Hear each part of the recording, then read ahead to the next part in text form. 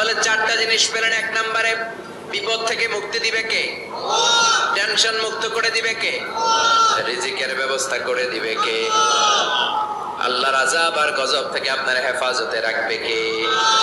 ইস্তিগফার পড়ার 5 নম্বর ফজিলত হচ্ছে সব সময় ইস্তিগফার করলে আপনি মুস্তাজাবুদ দাওয়া হয়ে যাবেন। কি হয়ে যাবেন? মানে দোয়া করলেই কবুল করবে কে? আল্লাহ। মুস্তাজাবুদ দাওয়া, এই টার্মিনোলজি, এই পরিভাষাটা কি আজকে প্রথম শুনলেন? জি জি।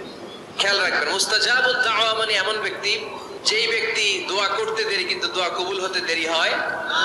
হাত তুলে দোয়া করতে দেরি, মুহূর্তেই দোয়া কবুল করে নেয় কে? আল্লাহ। আপনি যদি সব সময় ইস্তিগফারের আমলটা করেন আপনারে মুস্তাজাবুদ দাওয়া বানিয়ে ফেলবে কে? আল্লাহ। আপনারা ইমাম আহমদ ইবনে হাম্বলের নাম শুনেছেন? জি। আমাদের ইসলামে 4টা মাযহাবের প্র্যাকটিস আছে, অনুশীলন। হানাফি, শাফিঈ, মালিকি। 4 নাম্বারটা কথা কন। আরো অনেক মাযহাব আছে, কিন্তু এই 4টা মাযহাব বেশি প্রসিদ্ধ। গোটা বিশ্বের মানুষগুলো কুরআন সুন্নাহর আলোকে যে আমলগুলো করে, এটা 4টা মাযহাবের রেফারেন্সের সাথে কোনো না কোনো ভাবে মিলে যায়। এটা প্রথমটা হচ্ছে হানাফি, দ্বিতীয়টা শাফিঈ, তৃতীয়টা 4 নম্বরটা সবাই বলেন কি নাম? হাম্বলি। ইমাম আহমদ ইবনে হাম্বল এই মাযহাবের ধারক বাহক প্রতিষ্ঠাতা। তিনি ছিলেন জগৎ বিখ্যাত মুহাদ্দিস, ওনার পুরো জীবনটা উনি হাদিস সংগ্রহের কাজে ব্যয় করেছেন এবং একক স্বতন্ত্র হাদিসের গ্রন্থ হিসেবে পৃথিবীর সবচাইতে বড় যে হাদিসের কিতাব, ওইটার নাম হচ্ছে মুসনাদে আহমদ ইবনে হাম্বল। যারা আলেম ওলামা আছেন জানেন না? মুসনাদে আহমদ ইবনে হাম্বল, এটার মধ্যে প্রায় 40,000 হাদিসের কম্পাইলেশন আছে।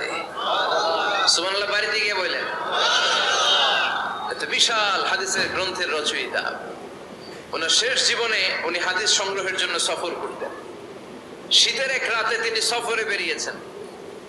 এক মসজিদে মাগরিব আর এশার সালাত পড়ে তিনি ভাবলেন ফজরের সালাত এই মসজিদে পড়ে সকালবেলা বেরোবো, যেহেতু বাইরে শীত, কই আর যাবো।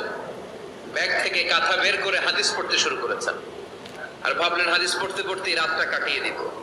কিন্তু মসজিদের দারোয়ান এসে বলে, মুরব্বী, মসজিদে তো থাকা যাবে না, আপনি বেরোন। আহমদ ইবনে হাম্বল অনুনয় বিনয় করলেন যে তোর কাছে হাত জোর করে ক্ষমা চাই বাবা, এই শীতের রাতে আমারে বের করে দিস না, আমি রাতটা মসজিদে কাটাতে চাই। আমি ফজরের নামাজেরও মুসল্লি এই মসজিদে, আমি ফজর পরে তারপরে যাব। দারোয়ান সে না ছোট বান্দা, সে বলে না, মসজিদে থাকতে পারবেন না, বেরোন।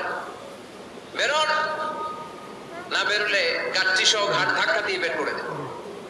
চিনতে পারে নাই যেটা মুহাদ্দিসুত তাহার, এই যুগের সর্বশ্রেষ্ঠ মুহাদ্দিস ইমাম আহমদ ইবনে হাম্বল। এখন উনি আর কি করবেন, কিছু করতে না পেরে ব্যাগ নিয়ে বের হয়ে গেলেন। প্রচন্ড শীতের রাতে, কনকনে শীতে তিনি কাঁপছেন। হাঁটতে হাঁটতে চলতে চলতে হঠাৎ দেখলেন একটা বাজার।